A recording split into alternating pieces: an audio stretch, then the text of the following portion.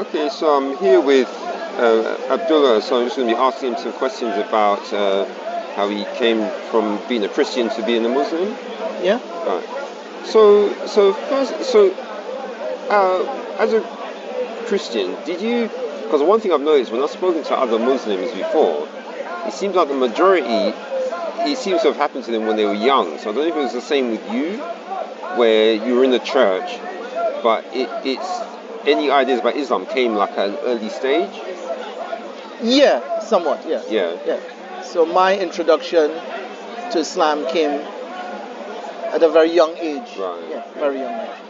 Okay, so because like the other Muslims I spoke to, they said that they were a child and in church, and funny enough, both the two I've spoken to before, they were Catholics. I don't know if I came from a Roman Catholic background. Yeah. As you know, I'm born in Trinidad and Tobago. All right, so Catholics are big in. Yeah, right. They were predominant. Yeah. In the West Indies, Roman Catholic. Right. Yeah. So about when you were in, because I suppose that's the thing about with Catholics is that they're very like they have they're very ritualistic. So when you go in, there's like a set sequence of things that you do. So that's how it was mostly, when you went to church as well. Yeah. But also not just Catholics. It's not that I only had access to Catholic information. There were a huge amount of evangelism happening at that time. Oh, right. So the rise of evangelical Christians and Christianity, yeah. the 7 days was around, the Jehovah's Witness was present, yeah. and all the other denominations of Christianity. There's the Baptists, because quite a lot of black people from the West Indies merged towards spiritual Baptists, non-spiritual Baptists. So there's quite a lot of emergence and diversity within the Christian community in the West Indies. Yeah. Right. Yeah. So we wasn't just singular-minded, or just kind of focus on Roman Catholic alone. There was a huge amount of development and diversity of Christianity in the Caribbean. Yeah. All right. So did your parents grow up as Roman Catholics? Yes. Oh, okay. And so about what age would you say that you had your first maybe knowledge of Islam as a Christian?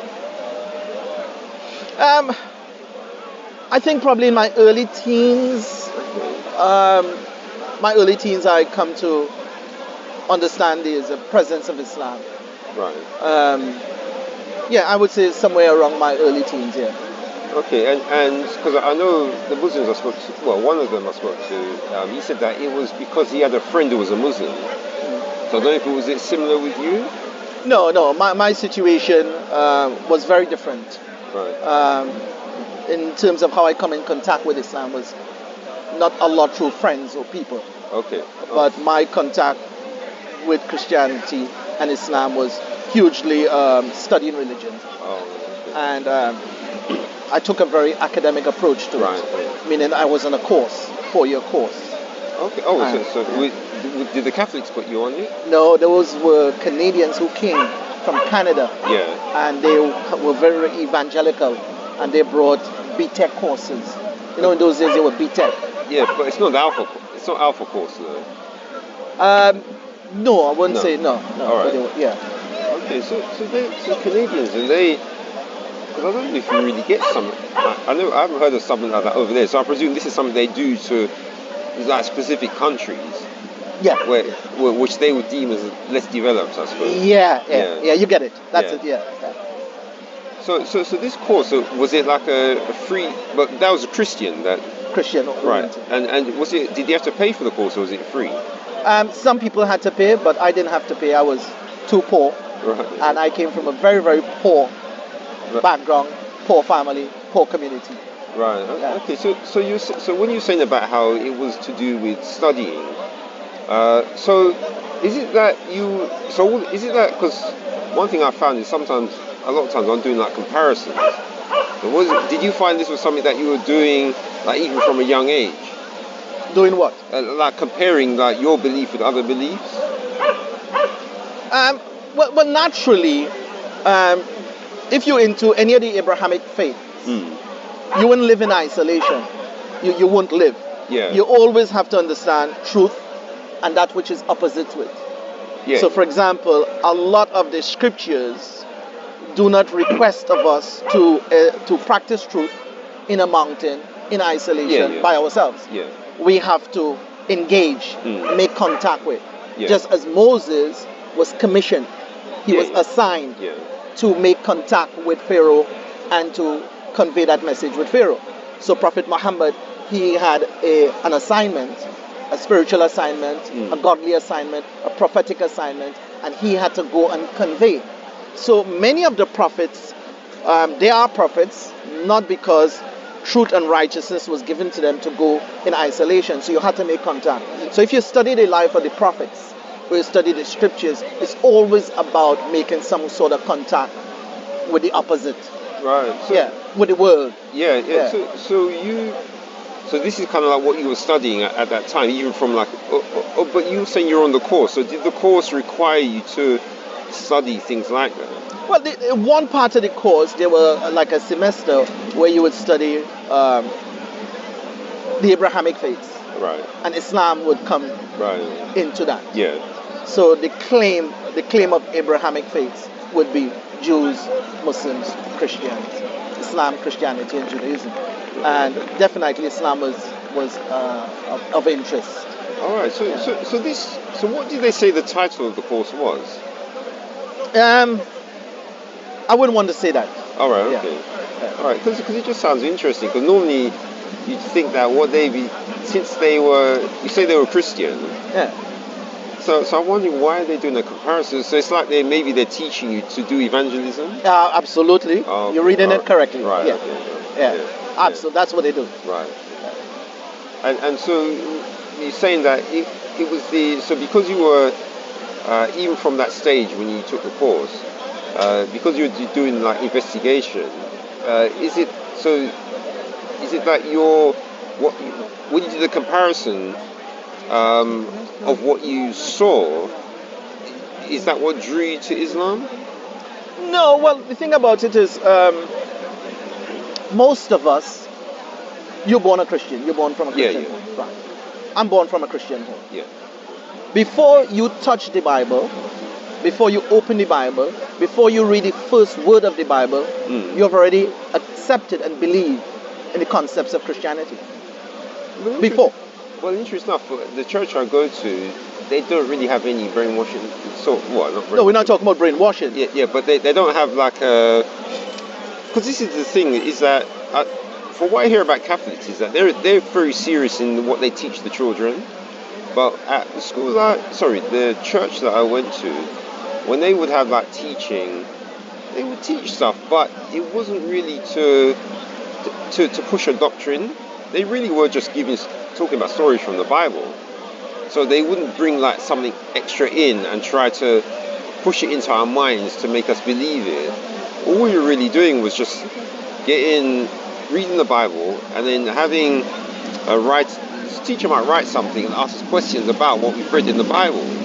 So they didn't really have like external any teachings which they wanted to get put into the Bible. So I didn't really experience that kind of thing. You didn't experience that, and that's fine. But there's an underlying fact that is broadly and generally well known, that most people, regardless of Muslim Christianity or Judaism, as a child or prior to actually opening that book or reading from that book any word, you tend to accept and have a belief from that book. So I don't know about you, but most people, like myself, accepted the concepts of Christianity before we actually touch the Bible, before we open the Bible, and before we read one word, we have already accepted the principles and beliefs and concepts of the Bible. And I think even Muslims, many Muslims, or many Jews, before they actually open the Quran, before they open the scriptures, they have already accepted and believe in it, because It's what their family taught them. So they believe and accept what their family taught them. So we open the scriptures, we read it, but prior to doing that, we have already accepted and believed. Yeah, I think, yeah. So there you have a junction where acceptance and belief comes before knowledge and understanding. All right. Yeah, Now, no. in your case, might be different. In your case, you probably understood, you had knowledge, and then you accepted. But for the vast majority of people, even Muslims, they accepted the beliefs of their parents and what they've been told, and they believe in what they've been told to be true about their religion. Now, when they grow up, at some point in life, they would want to engage with knowledge, and they want to understand what they're doing, why they're doing it. They want to get some kind of context and purpose. And that's where yakeen comes in. That's where certainty in faith. So you have a belief, but you also have belief have depths and depths of certainty. And that certainty comes as a result of knowledge and understanding and testing the knowledge and understanding that you have. Yeah, but I have to admit, I think you might find that that's actually a minority thing, because most people that I try and talk about, like, I'm talking about my people anyway, not necessarily people from like other faiths, but just people I know, say like from when I was a child, and I'd speak to them. I have to admit, the majority of them, you know what you just said there, that's not, they will have a lackadaisical way of, you know, it's like their minds aren't sharp into things like the Bible is saying. So there'll be something. Yeah, I remember there was one guy I know who was like that. He was sharp in terms of how you study the Bible and get the understanding from it, and then you obviously have his own ideas. But I think because this is one thing that I've noticed, is that there's a lot more Muslims who will be like heavy into their faith and the details of it than the Christians, in terms of people I've spoken to. So I definitely have to say that the Muslims are more serious about the certain details of their faith and how much they put of themselves into it. So, so you know what you're saying there about the understanding, etc., that you were given. So, did you get that about the Catholic faith, like before you were into like reading? No, I was not one of those who were privileged to have knowledge, understanding, and certainty before I believe and accept. No, I was raised in an environment where I accepted and I believed, and then I start to read the Bible and follow the Bible based on my previous acceptance as well as my beliefs. And then my journey start making some changes and developments. Right. When I come in contact with Islam, then I start to kind of challenge my own beliefs and acceptance, challenge the history, and also try to understand what knowledge is, what is knowledge, what is solid knowledge, and there's where my journey started. Okay. Did you? Because I know some Christians that I've heard who left the church. One of the things that some of them say, so I don't know if it might have applied to you, is that when they had questions about things about their faith as a Christian, they weren't getting proper answers, and people wouldn't even if they tried to give some hard questions, they'd get fobbed off, or people wouldn't really want to sit down and try and answer those hard questions. Were you getting that? No, that was not my case. Okay.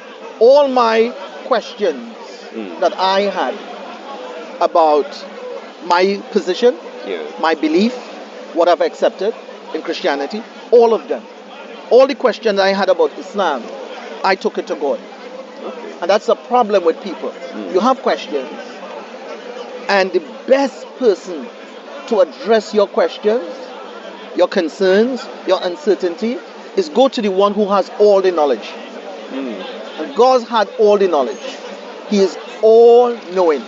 God has a quality, distinct qualities that mankind or the creation don't have. They are not all-knowing. God is all-knowing.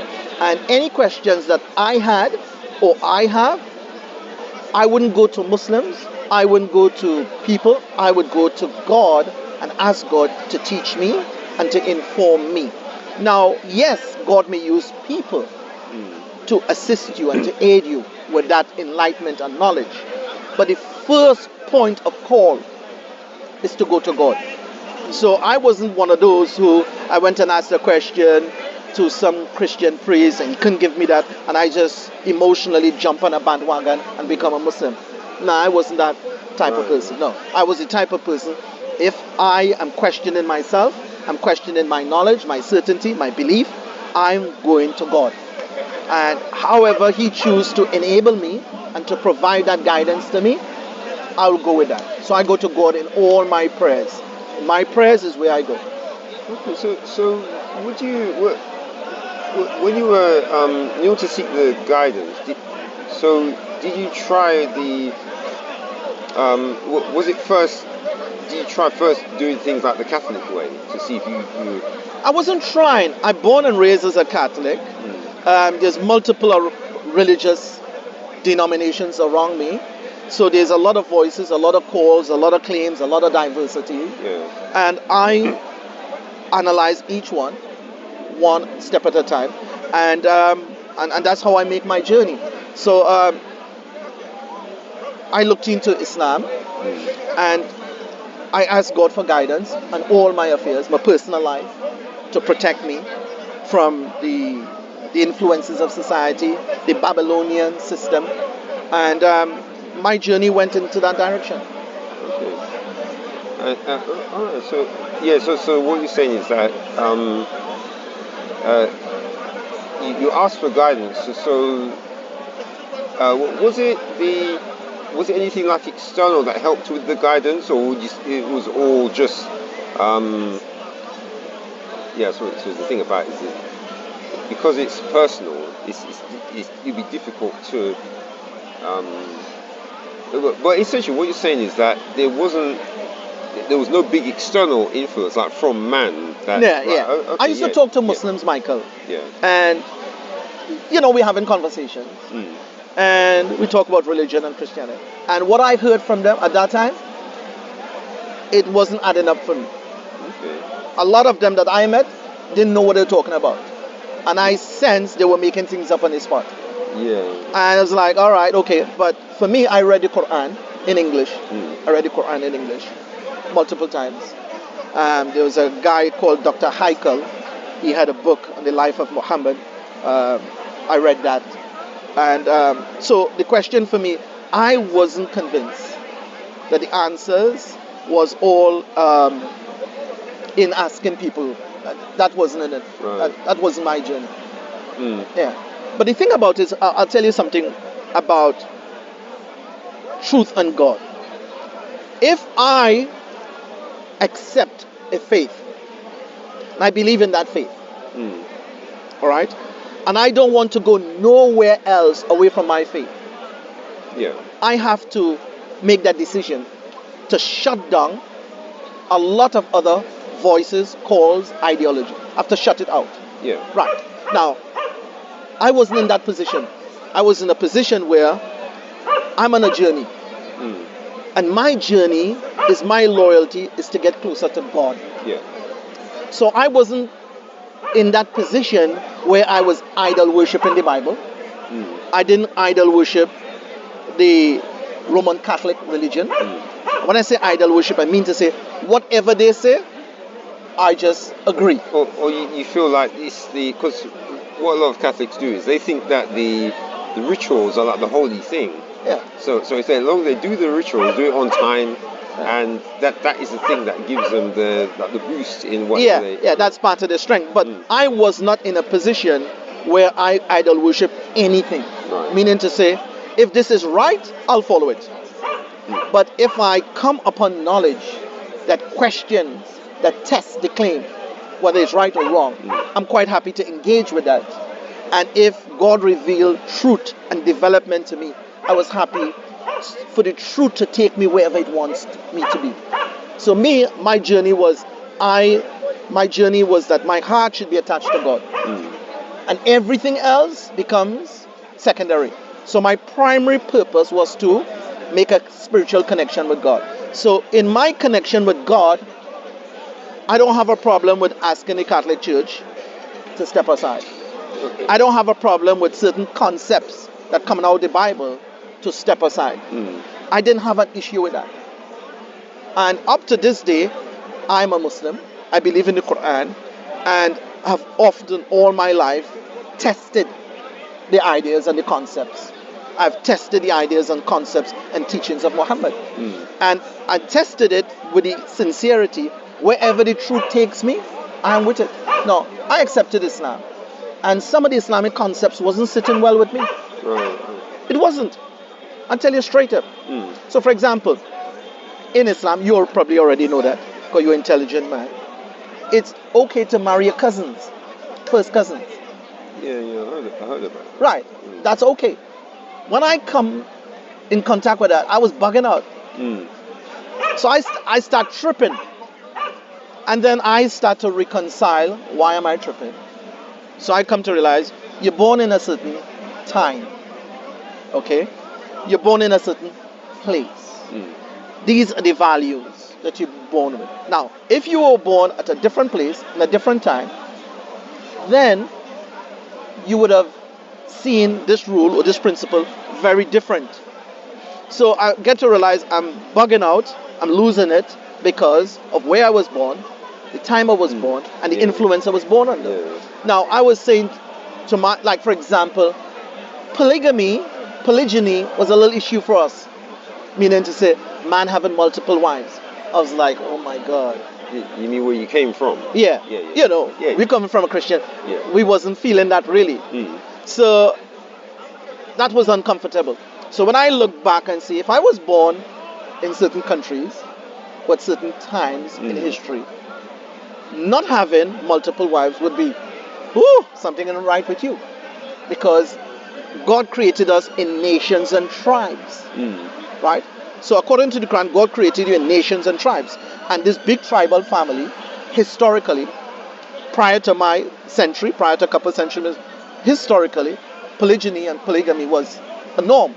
Solomon, Abraham, Moses, and we could go on and on. But the point is, and we're not going to debate that point. I'm just saying, some things I wasn't comfortable with. But I challenged these concepts, and I reconciled them myself, and I asked God for guidance on these matters. Right. So this one is, the things that, all right, so what you're saying is that, I'm just trying to work out, so what you're saying is that the guidance led you, so when the guidance led you away from the Catholic faith, because of that, the guidance, you just put the belief in the Catholics, like just put it to the side.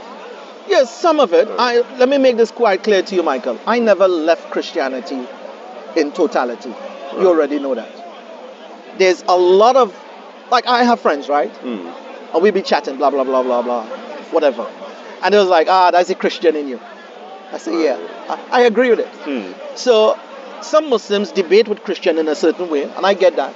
I wouldn't debate like that. And it's because maybe I come from a Christian background, and I still feel that Christian love and connection to Christians.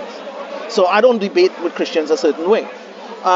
That could be, I'm just making that assumption. But what I'm trying to say is that I didn't leave all of Christianity. No. So the morals of Christianity, the belief in Jesus, the love for Jesus, the so much of Christian values that I am still shaped by. So sometimes if I'm hanging out with Muslims, they say, that's a Christian in you. So I didn't abandon all my Christianity. No, I still have a lot of Christian values. And my love and respect for you, I think a lot of it resonate with me being how I used to be as a Christian. So if I see you come from Caribbean background. Yeah. Right. So I see you as I see you as my bigger brother. And I wouldn't put God out my thoughts to ever disrespect you. Even though you're a Christian, you're Unitarian Christian or Trinitarian? Unitarian. Well, you have to be careful with the term Unitarian, because Trinitarians use the Unitarian term to Yeah, they use that as apply well. certain Yeah. yeah. But you're pure Unitarian or What, mix between Trinitarian and just say non-Trinitarian is better. non-Trinitarian? All right, Yeah. good. Right, so that's fine. But what I'm trying to say, I mean, for some reason, like Will, Will. Yeah. I get along fantastic with Will. He's a beautiful brother. Absolutely beautiful man. Very sincere. And I have a lot of love in my heart for him. So I see Will as my brother. And I see you as a bigger brother to me. And I think a lot of that, some Muslims may not see you like that. But I do. And some of them will kind of give me some kind of fancy talk. Oh, you shouldn't do that. And I hear what they're saying. But I don't follow them. So I still see you as my bigger brother. And as a Christian, I still have that kind of love, respect for you as a Christian coming from the West Indies. So what I'm trying to say to you is that me becoming a Muslim does not mean to say I throw away all of my Christianity. A lot of my Christian beliefs and morals stay with me. But actually, I don't disbelieve in Jesus. Yeah. You know that. Yeah. But I don't disbelieve in Moses or Abraham or Noah. All the principles of the scriptures. Excuse me. Let's look at the Sermons on the Mount. When was the last time you read the Sermons on the Mount?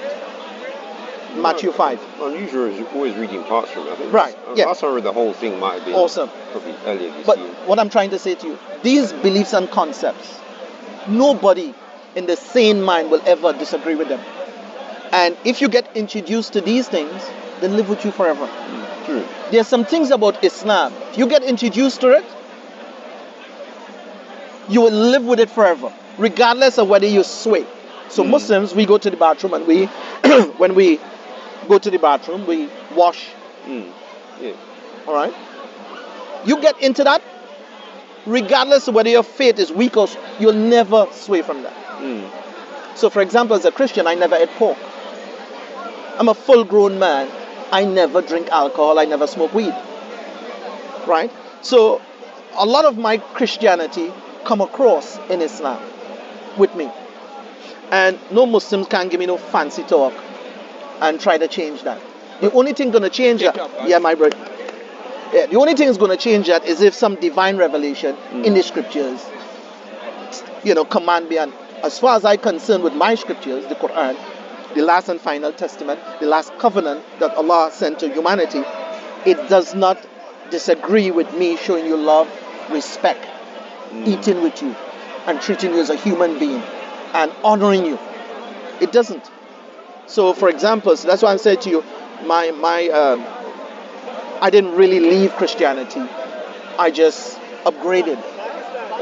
Yes, I upgraded my faith. Yeah, because I can understand what you're saying. Because I think it's the case for a lot of other Muslims as well who are like that. Where I notice they do operate in more because you see some who are more like the strict, Welcome, salam. Yeah, who will operate on the strict where you should be against the unbelievers, and then I notice there are other Muslims who want to do that the standard friendship thing, because even when you're in the world, like some the heathen people, they have friends, that kind of friendship as well. Talking the Catholic Church and Christian Church here, paedophiles, yeah? No. That was loads of them in there, don't worry about that. Yeah. And so, but actually, I just wanted to get to one thing like before. So, about what, about roughly what age did you actually make the decision to go with What Islam? age? I ask a question. I didn't What make age was Mary when she was impregnated? Christian. Well, no, I'm trying to. Yeah. We don't know. Yeah, we're not We really don't know. discussing that. She was 12. Yeah, we're not Your Bible tells you that. No, Oh, sorry, you're an Israelite, aren't you? No, we're not discussing that. So what? Yeah, Repeat the question. Sorry, Michael. No. So about what age? He does this all the time in the other videos. He goes jump. I'm just jumping and just to see how he likes it. He doesn't like the hypocrisy and double standard is amazing with the Hebrew Israelite. Well, the thing is, for me, there was no point in my acceptance of Islam. I made one whole decision. Okay. I think, for example, I understood the 5 prayers. I went to masjids, different mosques, and looked at the prayers. I look at the washing up facilities, Would you? and I tried it. I washed. Beautiful. And I used to interpret the washing as an anointment. I'm Mashallah. anointing myself. Yeah. Right. So I anoint myself, and I also used to understand that, your mother will say to you, you're not going to sit at that table until you wash your hands. So you're not going to eat until you wash your hands. Yes. So you're not going to pray until you clean yourself up. So I always used to understand purification, physical purification, anointment is a condition of prayer. It's a condition of worshiping God. So I tried it. I felt good. I felt it was writing. I accepted that. So I observed the prayers. So I saw the prostration. I saw the bowing down. And when I see that, I try to understand that through a Christian lens. And then I understood as well, historically, prophets prostrated. Yes. So I'm saying, if these people are prostrated, prophets prostrated, I'm okay with the washing. And I also come to realize when they go to the bathroom to do anything, they would wash. I was like, yeah, that's right up my alley. So these values stood in line with me. Right. Yeah. So now, if I pray and ask God, it feels right, God. If it's wrong and offensive to you, please, I have no other resource. I have no other choice but for you to guide me. If you don't guide me, who else will? Sincerely ask. So then I ask God those questions continuously. And I never used to pray to God in my mind. I'm a full-grown man now. I lie down in my bed before I go to bed. I just talk to God as if I'm talking to a human being. Not as I'm talking to you. I still do that now. When I wake up in the morning, I talk to God like I'm talking to you. When I'm going to die on my dying bed, if God permit me to die in a dying bed, I want to be on my bed talking to God like a real, He is living, al-hayyu. He is actually living. And you know what? That works for me. So I start accepting these prayers, the ablution. And then take off your shoes, enter into the masjid. Yeah, the shoes all lined up. And take off your shoes? Okay, that raise a flag. Moses was commanded, take off thy shoes, for indeed thou art on holy ground. So that make a connection to me. I was like, okay, I'm okay with that. So it's a clean, no pictures, no singing, no clapping, no short skirt, no mini skirt. All right. No bosom outside. Okay, I'm done with that. So when I look at how the imam will dress, how the men will dress, there was a group called the Ansar Allah, and they would dress all in white. And I remember the scriptures of the Bible talking about those who will stand on the right side of the throne of God, dressed all in white. Well, it's actually around.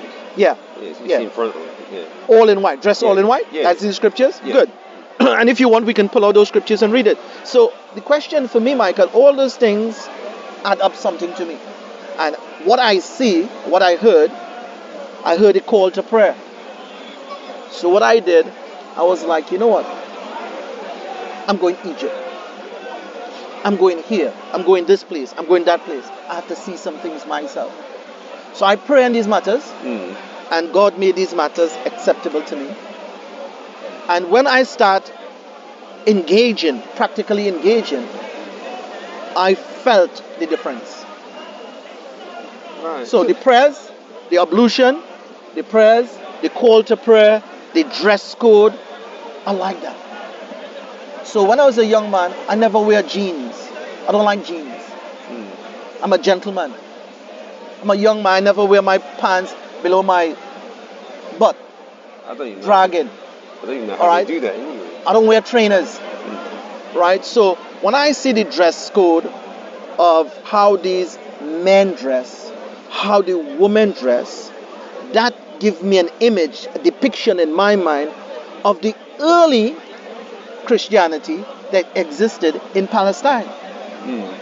Now when you check the names of Muslims, their names,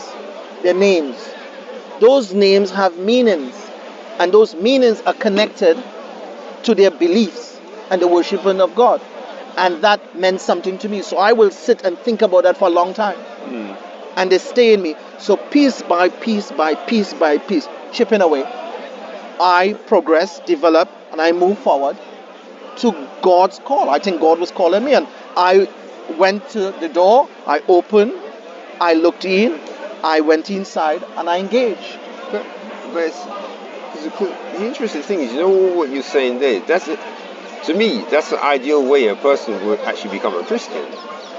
What you just described there. But Not really. no, to me. Yeah, to you. Yeah. But how is that to you? Because first of all, if you enter a church, you're going in with your shoes. How is that going to resonate with you? First of all, the dress code, all dressed up with jacket and tie, singing and clapping. And me, coming from a Catholic background, that didn't sit well with me. I'm being honest to you, Michael. I'm not making a judgment on you. I'm not making a judgment on your church, because I don't even know what church you attend. But what I'm saying to you, man to man, heart to heart, even as a Catholic, it didn't sit well with me going to a place of God, woman clapping, playing music, short skirt, mini skirt, breast outside, and that whole environment thing. As a Catholic, that didn't sit well with me. I didn't really appreciate that. Personally, I'll tell you some things personally as well. I'm a man who really didn't like the jacket and tie concept. Actually, I didn't either. Yeah. So, for example, that version, that Europeanized version, expression or interpretation didn't sit well with me. I have preferred an ancient manifestation of religion, which is with the traditions. Now, you already know, you know more than me, that Paul himself spoke about the importance of following the traditions. And if we want, we can open some of those scriptures and read some of the context of following the traditions, the early traditions. Yeah. Are you with me? Yeah. Right. So the question is, so because that was in my head, when I come in touch with Islam, these things were okay with me. And I wasn't a person who really liked the modernization. So that's why I said to you, I wasn't in the jeans culture. I wasn't in the baggy pants culture. Yeah. I didn't used to listen to rap. I didn't like rap. And, so I apologize for, if anybody likes rap. I wasn't into rap and all these things. So that's why, and to answer your question, so I didn't make one big decision. Yeah. I was gradually progressing, moving forward. So I started travel, and I went certain places, and I did my experience. I want to experience, I want to feel, I want to know, I read, and that's how I end up where I am. Okay. Yeah, so I suppose the one thing, as you were going through especially when you were like visiting the mosques, and the fact that they would allow you in, even though you hadn't taken your Shahada, were they engaging with you to encourage you as you were going through that period, the Muslims? So some try to, yeah. But personally, I wasn't listening to that. I mean, if I'm going into your church and you're talking to me respectfully, yeah. I would engage with you. You have to. Yeah. You listen to the person, the courtesy and the friend. But I'm not here for that kind of talk, and I wasn't interested in it. So I was much more interested in, okay, what's happening here? Let me see what's happening here. Let me understand what's happening here. And while I'm trying to look at the ablution, I don't want please give me a break from that. So I didn't want that in my head. I just want to see the ablution. I use the bathroom. I see how they go down low. I was like, okay, this is in line with nature. I like the cultural expression of it. And I make the comparison. I was like, okay, yeah, I get that. And I tried the ablution. I listened to the call to prayer. That stuck with me. Some other things stuck with me. So I needed time to observe, to learn, to do a little bit of reading, and to understand. So I really didn't want I didn't want to that. And some of them wasn't even making sense. As I said before, they were just making stuff up because they didn't know I read the Quran before, and I read it multiple times. Yeah. And even though if I didn't understand everything correctly, I understand some essential stuff. Yeah. Yeah. So it sounds like you didn't go anywhere at all through, because the concept I have there is that I mean I've heard of, and even people have mentioned it as well, that usually what happens is that if a Muslim like convinces someone to join Islam, that there's like they even have like a set thing where one of the things is they try to like take them to dinner. I don't know if you ever had that one. No. No? Okay. Well, I mean, whatever kind of courtesy or gesture of goodness, that might be like that. But even some of the processes of what they call the Shahada, I don't agree with those processes. Oh, they go processing. Yeah, there's a kind of process where somebody wants to accept Islam, and they make them recite the kalima Shahada, Shahadatain, which means to accept that God is one. Yeah. He is Allah. Muhammad is the last and final messenger. And some people kind of impose it as a necessary condition that you have to recite it in Arabic language. Yeah. I don't subscribe to those views. Okay. So I'm only saying this to say to you, my Islam that I come upon wasn't there towing anybody line. Right. I wasn't there, you sing and I just clap. That ain't my faith. Yeah. What's with that? Because the interesting thing what you said is, do you feel that because you've gone more deep than the majority of Muslims that I know of into that the belief, are you trying to aim for like any like height in the sort of belief? You know, like become a scholar, etc. Scholars and title is not my ambitions. Right. I've no ambitions for titles. Yeah. My ambition is one thing. See, when I die, angel of death come for my soul, I am fully responsible. There's no chance to go back. You know, you're doing the driving test, you fail once, you have another shot. You're doing the theory test, you fail once, you have another shot. You try doing an exam, university course, you get a second chance to redo your modules. When death comes to us, it's over. And I'm trying to save myself from the hellfire. And I want to go to paradise with everlasting life, where there's no age. You don't age. You don't get no stress, no grief, no pain. And the pinnacle of pleasure that is unimaginable. That is what I'm aiming for. And the titles and the scholarship, and that ain't my aim. 90% of the time I go and engage people here. I don't go with big groups with cameras. I go and engage people one-to-one, and then it end up to be a big group. Or I engage 2 people, 3, and we start having small conversation, and it can sometimes develop. But that is not my ambitions. I don't have those kind of ambitions. Oh, actually, that's one other thing is, do you know about because I know there's I remember seeing it on a Muslim channel where they were talking about this thing where if you bring people to Islam, there's some sort of, it's like points you get from Allah. And I know I think it's a bad way I'm saying it because it's, you know, well, you're saying it in a correct way. Yeah. But what you're trying to say is that if one person assists another person with guidance, he gets a reward as if he gets the reward as if he saved a soul, right, without actually doing it. And whatever goodness that person does, you get a share in that reward. Right. So it's a kind of share reward kind of concept. So people really want, but for me, it's broader than that. So for example, I believe that Noah, the prophet Noah, which in Islam is called Noah, he got a lot of rewards. He preached for 950 years, nobody want to hear him. Some of his very son choose the ways of the unbelievers.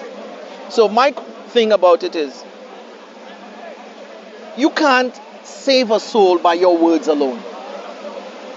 I was trying to say to my beloved brother Will, who was establishing some very profound verses in the Bible concerning God being uniquely God and no one else can be God, with some Trinitarians. But the point what I was trying to say is this. See, guidance truth has a lot to do with where you stand. So if you're standing in darkness, you're living a life away from God, you're living an ungodly life, and you're standing in darkness, no amount of words will bring you to the truth. You want to see that truth, you got to walk closer to the light. And if you live a clean life, a clean, purified life for God's sake, then the truth will become clearer to you. And words might help you. But you see, when you're living far away from God, you become spiritually deaf, spiritually blind, spiritually dumb. Deaf, dumb, and blind they are.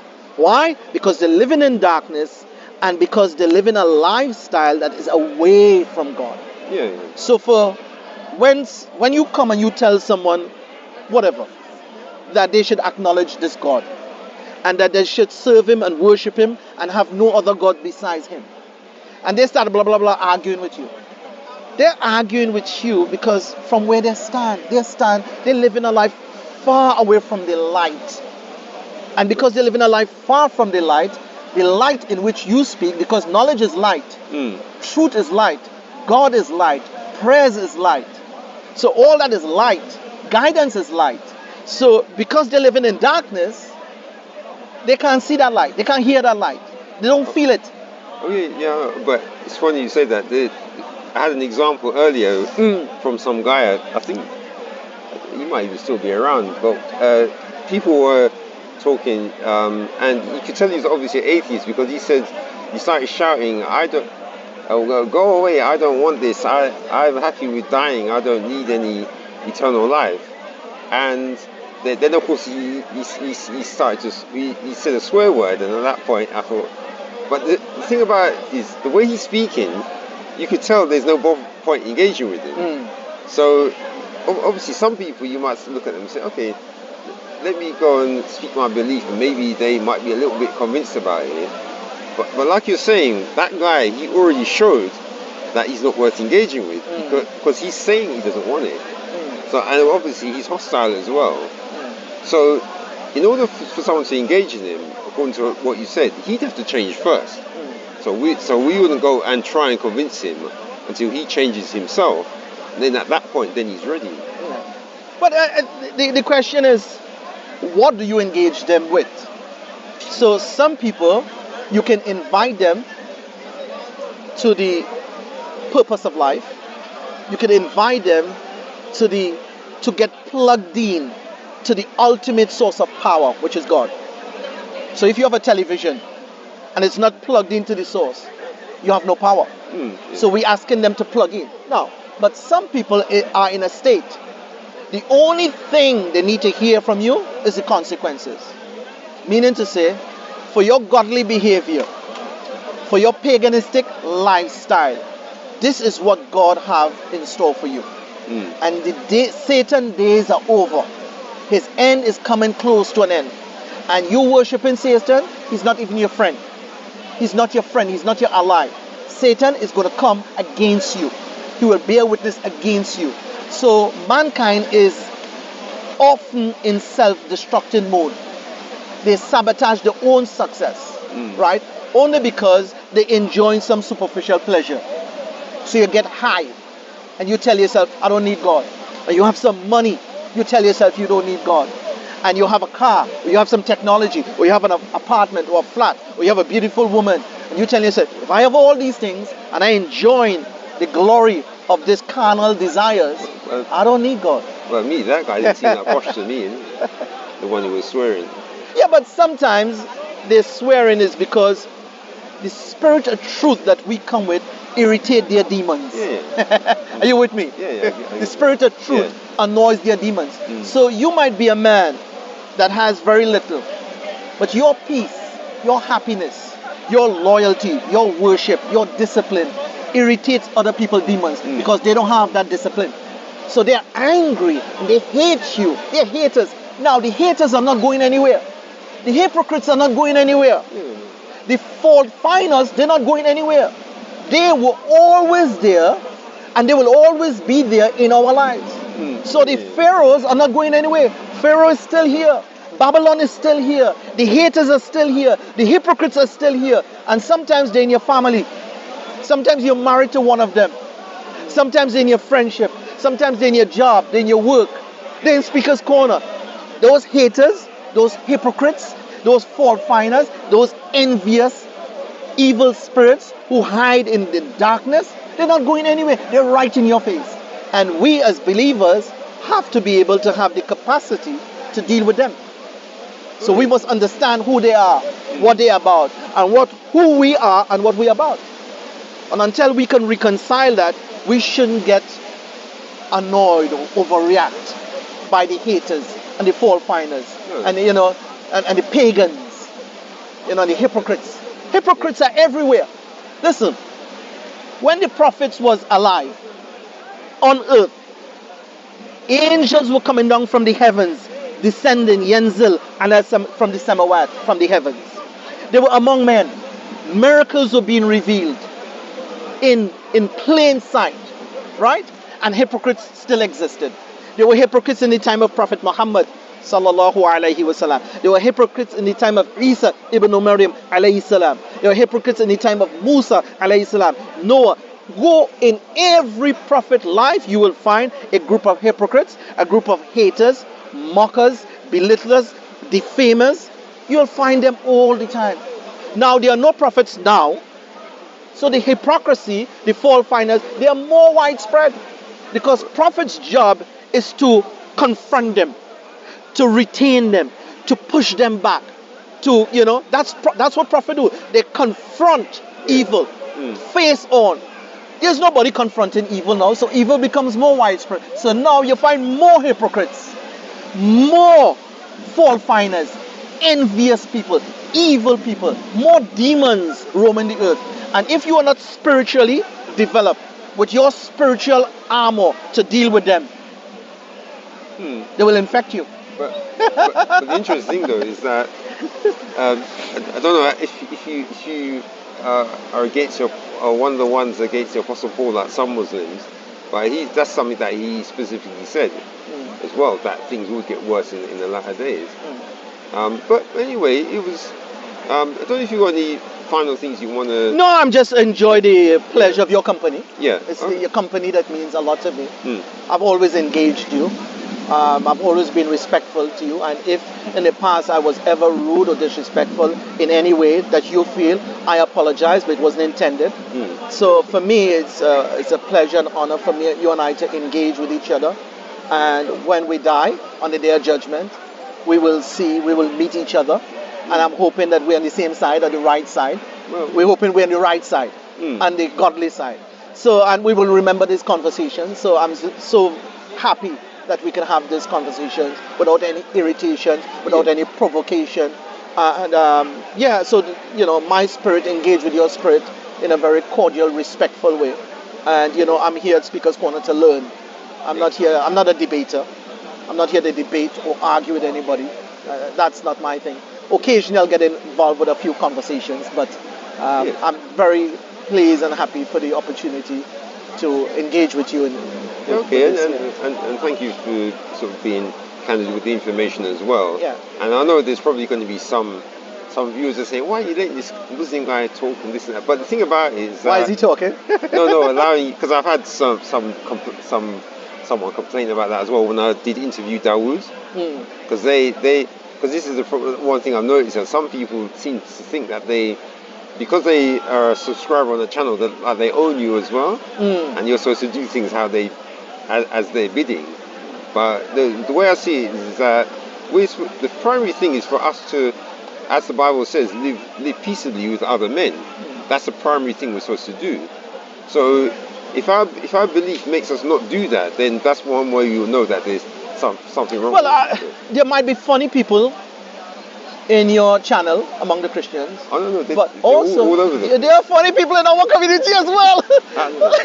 Don't let me say that. You know that as well. They'll ask, why are you calling him brother? Yeah. I was like, in your business, brother. You know what I mean? Yeah. So, but the question is, you find out, and I think sometimes people's character is very much influence the way they understand faith. So if you come in a religion with a violent behavior, and you come in a religion with bad character, you will understand the scriptures, or you will take an interpretation that is aligned with your bad character. Now, scriptures are there to purify us, to develop us, to teach us self-restraint. This society is freedom. Freedom from God, freedom from guilt, freedom from repentance, freedom from moral values, freedom from traditions, freedom. Freedom from eternal life. Exactly. But we now, Michael, we come to this religion, we come to God seeking guidance, and God will discipline us, teach us self-restraint, character building. So the whole thing about, people who moan and complain and all this, the question is, they need to learn character development and self-restraint, taming the tongue, and purification of the soul. And if your soul is not purified, it's almost impossible to be able to touch the scriptures. Or to understand those scriptures. Because you're unclean. So if somebody unclean, what is the point you having some high intellectual, religious, spiritual conversation with them? All right then. All right. Thanks a lot, Michael. Thank you. Thanks a lot. Oh, sorry. I'm going with your mic. All right. Thanks a lot, Michael. All right. And if you want, don't forget we can exchange numbers. Oh yeah. We can. Actually, let me. Wait, I'm going to make my rounds. All right. What time you have there? Because I need to go and pray as well.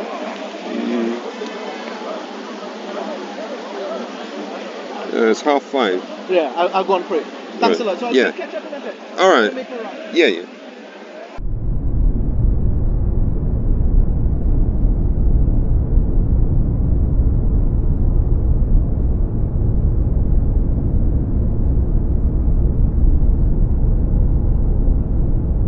Israelites will return to take down Islam.